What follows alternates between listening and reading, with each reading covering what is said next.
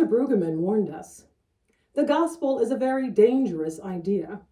We have to see how much of that dangerous idea we can perform in our own lives. There is nothing innocuous or safe about the gospel. Jesus did not get crucified because he was a nice man. Brueggemann is right. The gospel is not for the mild-mannered, for those who fold their hands, cross their legs, and wave away the invitation to take a risk. Instead, it is for the gambler, the stunned person, the adventurer. This, in turn, means it is not for those who choose consumptive comfort over their convictions, who prefer ease over personal examination, who seek capitalistic pleasure rather than the passion of Christ. The gospel is not buttoned up and does not clean up real nice. It does not blend in and cannot be added in. The gospel is not an addendum to our lives. The gospel is our lives. In Christ we live, move, and have our being. The gospel is how we express our lives and hopefully how others experience us in the world. Its values do not pair well with, go well with the ways of this world. Thus, you and I should be treated as foreigner, as alien, as one who is out of this world, from another dimension, another space and time, back from the future, a kingdom coming. Consequently, the gospel cannot fit into a building or be claimed by a singular interpretation, denomination, or tradition. The gospel, not our King James version of it, does not pair well with our buffet worship preferences and does not go down smoothly. One might say it's sweet to the taste, but bitter on the stomach. In fact, Barbara Brown Taylor said, the wonderful thing about gospel medicine is that it works right away. It is no sooner said than done, because the good news affects what it proclaims. This explains why the gospel is not good for itching ears or our entertainment. The gospel is not good with popcorn and your favorite beverage. The gospel cannot be scheduled and restricted to a Sunday morning religious meeting at 11 a.m. The gospel will not fit on a worship bulletin or program. If it can be, then we are saying it wrong, reading it wrong, doing it wrong. To be sure, the gospel is not a high five for those who are doing it right, but Christ's bloodied hand out for us all. More than manicured praying hands, if we are to become temples of the living God, then God will need to change the subject. William Willimon said, the gospel is so odd, so against the grain of our natural inclinations and the infatuations of our culture, that nothing less than a miracle is required in order for there to be a true hearing. He added, our preaching ought to be so confrontive, so in violation of all that contemporary Americans think they know, that it requires no less than a miracle to be heard. Robin R. Myers chimed in, preachers are too eager to make sure that everyone understands, that everyone gets it.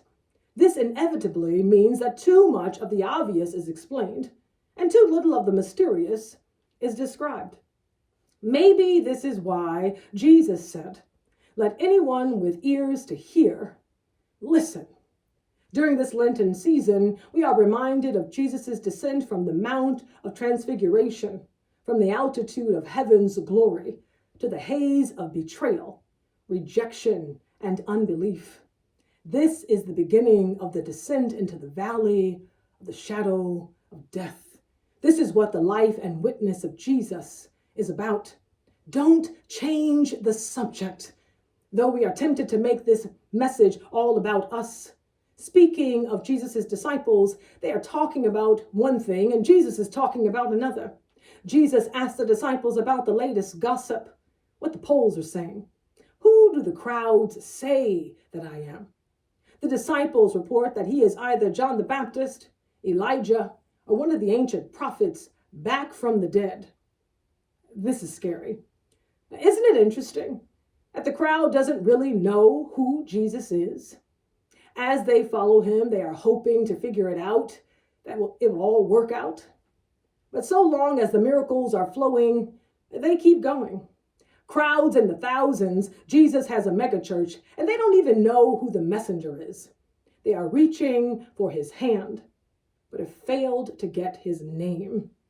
Jesus asked the disciples who they thought he was, and only Peter had the guts to say, "The Messiah of God." Robert Stein concluded, "It is perhaps the Christological high point of the entire gospel." But as quickly as Peter says it, Jesus tells him not to say it again, not another word about it. Jesus shares he will die and be raised again on the third day, like his future grave. The disciples' lips are sealed as Jesus continues to reveal who he is. Then Jesus strikes a deal. "If any want to become my followers, then let them deny themselves and take up their cross daily and follow me." Don't be confused by the numbers. Don't be deceived by the crowd's excitement. Everyone who is with Jesus is not really with Jesus. They are going along to get along and to get in on the latest miracle. They will only go so far and so long as his hand is reaching out to them. They're all in agreement now. They're all in his corner now, screaming and crying as if witnessing the latest boy band, Jesus and his disciples. But they will be singing a different tune soon, and Jesus is aware. In turn, he shares with the disciples, "Those who are ashamed of me and my words, of them the Son of Man will be ashamed." Because repeating after Jesus is easier said than done, so we change the subject. 8 days later, Peter, James, John, and Jesus are traveling up a mountain to pray.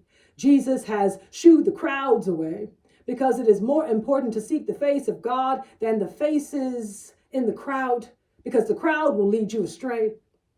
Don't be fooled by the numbers.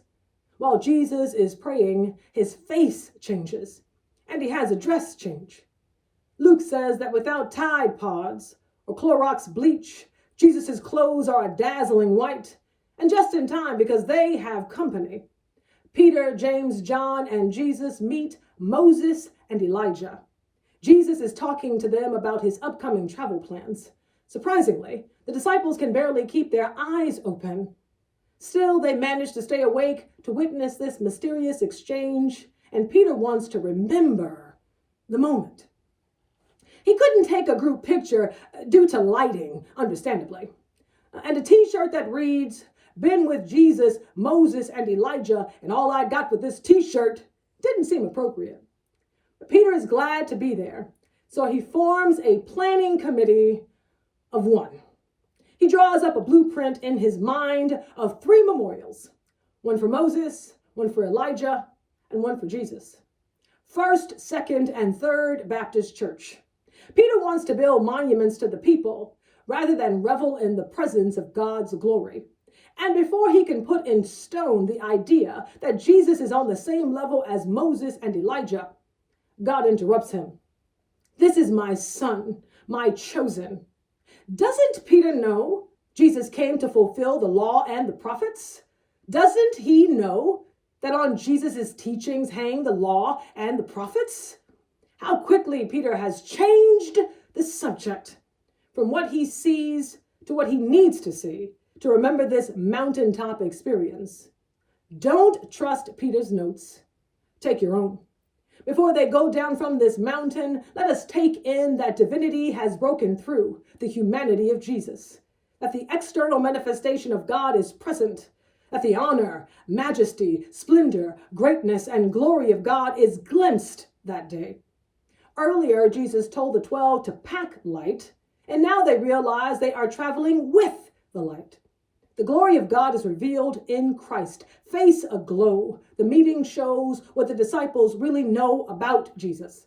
The Transfiguration is what it means to know Jesus inside out.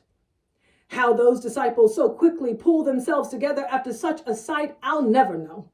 I still can't believe Jesus' face is shining, and somehow a light bulb comes on for Peter. He's got a bright idea. Peter is in the very presence of God, and he feels the need to do something about it, to claim the space as sacred, to mark it as holy territory, as if the earth is not the Lord's and the fullness thereof. God face to face, Peter reduces the meeting to rocks, to well-organized, neatly placed rubble to be visited, to mark the occasion where God once was, rather than reveling in God being presently and immediately experienced. Peter has a rock-headed idea. The Word made flesh. Let us remember Jesus and his gospel, not with our bodies, but with a building.